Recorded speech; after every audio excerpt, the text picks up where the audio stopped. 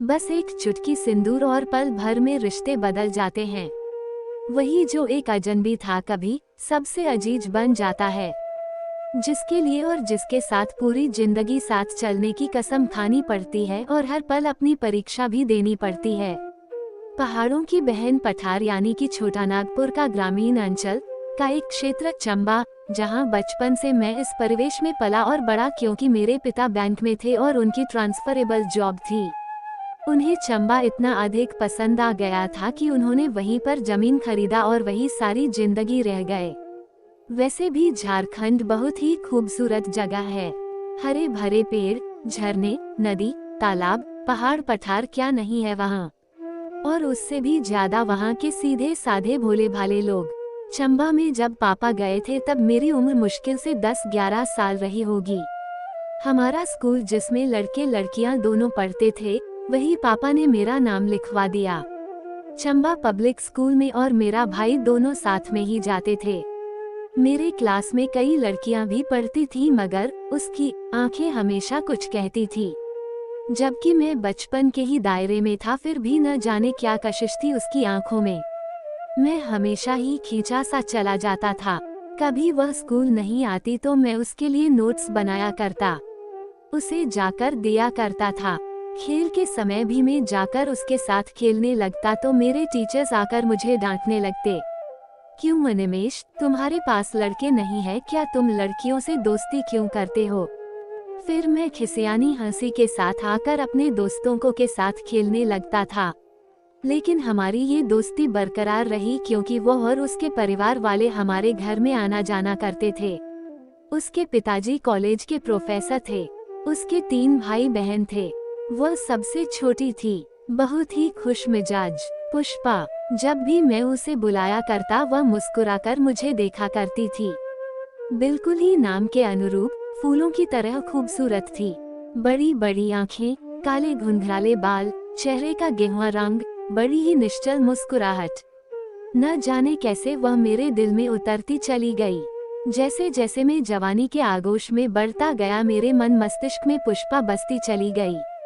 मेरे मन में उसके अलावा कोई और थी ही नहीं, न ही मैं कभी उसके बिना जीने की कल्पना भी कर सकता था। लेकिन चंबा एक बहुत ही छोटा शहर था, जहां प्रेम और प्यार किसी अपराध से कम नहीं था, इसलिए मेरे मन की बात मेरे मन में ही रह गई। धीरे धीरे हम दोनों बड़े होते चले गए। वह दूसरे शहर में जाकर कॉलेज करने लगी, क्योंकि चंबा में बहुत अच्छा कॉलेज नहीं था। मेरे पिता की हार्दिक इच्छा थी कि मैं डॉक्टर ही बनूं। उनकी इच्छा पूरी करने के लिए मैंने कई एंट्रेंस एग्जामिनेशन दिए और निकाल भी लिया। फिर मैं दिल्ली एम्स से मेडिकल पढ़ने लगा। मेरी इच्छा बिल्कुल भी चंबा जाने की नहीं होती थी, क्योंकि मुझे कहीं ना कहीं डर लगा रहता था कि पुष्पा की शादी किसी और से हो जाएगी और मैं इस सिचुएशन को फेस नहीं कर पाऊंगा। इसलिए मैंने धीरे धीरे वहां आना जाना ही कम कर दिया। पढ़ाई के नाम पर, फिर जॉब के नाम पर।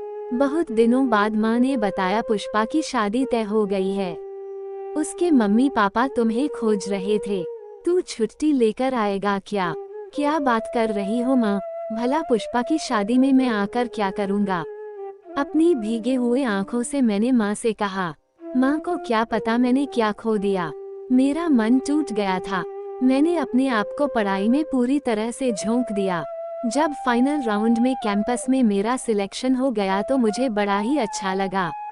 मैं मसूरी के एक अच्छे से अस्पताल में सीनियर डॉक्टर के रूप में काम करने लगा था। माता पिता की उम्र भी हो रही थी। माँ पापा चाहते थे कि मेरा घर बस जाए, मगर मेरा टूटा हुआ दिल कुछ भी गवारा नहीं कर पा रहा था। माँ ने कई बार मुझसे कहा, अनु, अगर तुम्हें कोई पसंद है तो मुझे बता दे, मैं उसे ही घर बहू बनाकर ले आऊंगी। मुझे कोई आपत्ति नहीं, लेकिन बेटा इतना पढ़ लिख कर इतनी अच्छी तनख्वाह लेने वाला लड़का शादी के नाम से क्यों भागता है। क्या कमी है तुझमें, मुझे बता। माँ, कोई कमी नहीं है, मगर मैं शादी कर किसी लड़की के साथ अन्याय नहीं करना चाहता। कभी माँ को शक हो जाता, कहीं ऐसा तो नहीं कि तुझे किसी से प्यार था। मैं जवाब टाल दिया करता था। बहुत दिनों बाद दीपावली में माँ ने कहा, बेटा कई बरस बीत गए हैं, एक अरसे से तुम त्योहार पर नहीं आए हो, तुम आओ इस बार। ठीक है माँ, समय हर जख्म का इलाज होता है। मैं भी सब कुछ भूलकर छुट्टी लेकर गांव चला गया। कुछ वैसे ही था, कुछ बदल भी गया था, मगर मेरा घर अभी भी बाहें फैलाकर मेरा इंतजार कर रहा था। मेरी आंखों में आंसू आ गए। माँ, सब कुछ वैसे ही है। शर्मा अंकल आंटी, हाँ बेटा, सब कुछ वैसे ही है। कुछ बदल गया है, कुछ नया बन गया, कुछ पुराने लोग यहाँ से चले गए, बाकी सब कुछ वैसा ही है। कल तुम घूम कर आओ ना, घर पर क्यों बैठे रहते हो? हाँ, मैं तो आज ही घूमने जाता हूँ। ठीक है बेटा, जाओ। वही मंदिर था जहाँ जाकर मैं हर दिन जाकर घंटी बजाकर पूजा किया करता था। आज न जाने मेरे पैर उधर कैसे उठ गए थे और मैं उधर ही चला गया। मंदिर की सीढ़ियाँ चढ़ते हुए मैं पुरानी बातें याद कर रहा था। किसी बहाने से पुष्पा भी रोज आया करती थी मंदिर में प्रणाम करने के लिए, और मैं भी इधर से जाया करता था। आंखों आंखों में हम दोनों में कुछ बातें हो भी जाया करती थी और एक दूसरे को देखकर हम मुस्कुरा दिया करते थे। न जाने कितनी उमंगे थी और हर कुछ ऐसा लगता था जैसे मेरी मुट्ठी में आ जाएगा। मगर आज हर कुछ फिसल गया है। पुष्पा तो अपने घर में मगन होगी, अपने बाल बच्चों के साथ खुश। कभी मुझे हिम्मत भी नहीं पड़ती पूछने की कि पुष्पा की शादी कहाँ हुई और किसके साथ हुई। तभी मेरी नजर सामने पड़ी, एक सफेद साड़ी पहनी हुई पतली दुबली सी लड़की पर। वह आंखें मैं कभी नहीं भूल सकता। ये तो पुष्पा है। अरे, मगर यह सफेद साड़ी में कैसे? मेरा दिल धक से कर गया। पुष्पा, मेरी आवाज देने पर उसकी आंखों में आंसू आ गए। हाँ अनिमेष, बोलो। पुष्पा, मैं तो तुम्हें पहचान ही नहीं पाया, मगर मैंने तो तुम्हें पहचान ही लिया था। तुम्हें पहचान में कितनी देर लग गई? उसने उलाहना देते हुए कहा। मैं अवाक उसका चेहरा देखता रहा। मैंने कहा, पुष्पा, ये सब क्या है? तुम ये सफेद कपड़े। मैंने अपनी बात अधूरी छोड़ दी। नियति है अनिमेष, भाग्य का लिखा हुआ। अब तो आदत पड़ गई है। ये कब हुआ? 3 साल पहले। ओह, और तुम्हारे बच्चे? एक बेटी है। आओ ना घर, मम्मी पापा बहुत खुश होंगे। हाँ जरूर, मेरा दिल पहले से टूटा हुआ था, एक बार फिर से टूट गया। कभी मैंने यह नहीं सोचा था कि पुष्पा मुझे इस रूप में कभी मिलेगी भी। मेरी आंखों में आंसू आ गए। मैं घर आया, अपनी माँ से पूछा, माँ, पुष्पा के साथ क्या हादसा हुआ था? पुष्पा के साथ? अरे, वो तुम्हें कहाँ मिली? मंदिर में। आज जब मैं मंदिर गया तो वो मंदिर में आई थी। मैं सदमे में आ गया। अरे क्या बताऊं बेटा, लो चाय पियो। बड़ी ही बदकिस्मत है वह बच्ची।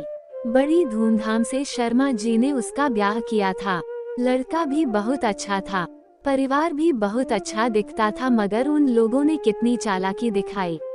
लड़के को दिल की बीमारी थी, उन लोगों ने छुपा दिया। उसे दिमाग में ट्यूमर था, उसे छुपा दिया, जबकि वो कैंसर बन चुका था। शादी के 3 साल भी नहीं हुए थे कि कैंसर अपनी असलियत में आने लगा और दिल की बीमारी के कारण उसका पति नहीं झेल पाया और उसकी मृत्यु हो गई। 1 साल की छोटी सी बच्ची उसकी गोद में थी। ससुराल वालों ने पति के मृत्यु के बाद ही अपने रंग बदल दिए। वह तो यहाँ आना ही नहीं चाहती थी, अपने बच्ची के साथ पूरी जिंदगी काटना चाहती थी, लेकिन उसके सास ससुर मिलकर उसे हरिद्वार विधवा आश्रम भेजने वाले थे। जब शर्मा जी को पता चला तो वह जाकर अपनी बेटी और नतनी दोनों को उठाकर ले आए। तब से बेचारी यहीं रह रही है, बड़ी दुखियारी है। अब शर्मा जी रिटायर कर गए हैं। भाई भाभी का बर्ताव बहुत अच्छा नहीं है। पुष्पा स्कूल में पढ़ाती है और किसी तरह से अपनी और अपनी बच्ची को पाल रही है। माँ, ये तो बड़ा बुरा हुआ। हाँ बेटा, क्या करेगा, नियति है। भगवान की इच्छा के आगे किसकी चलती है। दूसरे दिन मैं उठकर शर्मा अंकल और आंटी के घर चला गया। वो दोनों मुझे देखकर ऐसे खुश हुए जैसे कि सगे माँ बाप हों। उन्होंने पुष्पा को आवाज देकर कहा, पुष्पा देखो कौन आया है। पुष्पा अंदर से दौड़ती हुई आई। अरे अनिमेष, तुम यहाँ। वो मुस्कुरा तो रही थी, लेकिन उसकी आंखों का सूनापन बरकरार थी। उसकी आंखों में अब वो उमंगें नहीं थी जो होनी चाहिए थी। भला भरी जवानी में बेचारी पुष्पा कैसी गमगीन हो गई है। मैं सोचने लगा, जा बेटा, चाय बना कर ले आ। शर्मा आंटी ने कहा, हाँ ठीक है, ये कहकर पुष्पा चाय बनाने के लिए चली गई। आंटी, अंकल, ये कैसे हुआ?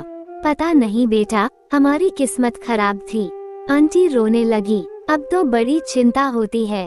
तुम्हारे अंकल भी रिटायर कर गए हैं और हमारी जिंदगी का क्या ठिकाना। कल को क्या होगा और अरुण अपना परिवार संभालेगा कि इसे संभालेगा? और इसके साथ एक बच्ची भी है, उसका क्या होगा? बड़ी चिंता लगी रहती है।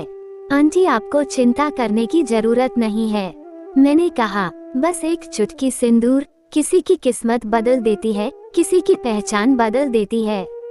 मैं पुष्पा से शादी करूंगा। ये तुम क्या कह रहे हो? शर्मा आंटी घबराते हुए बोली, तुम्हारी मम्मी सुन लेंगी तो नाराज हो जाएंगी। क्यों आंटी, क्यों नाराज होंगी? किस किताब में ऐसा लिखा है कि किसी विधवा से शादी करना कोई अपराध है? क्या मुझे अपने समाज को बदलना है या अपने आप को बदलना है? अपनी सोच को बदलना है। मैं अपनी माँ से को मना लूंगा, आप चिंता मत कीजिए। शर्मा आंटी और अंकल दोनों की आंखों में आंसू आ गए। मैं घर आया, अपनी माँ से दृढ़ता से कहा, माँ आप चाहती है ना कि मेरा घर बस जाए? हाँ बेटा, माँ की आंखें चमक उठी।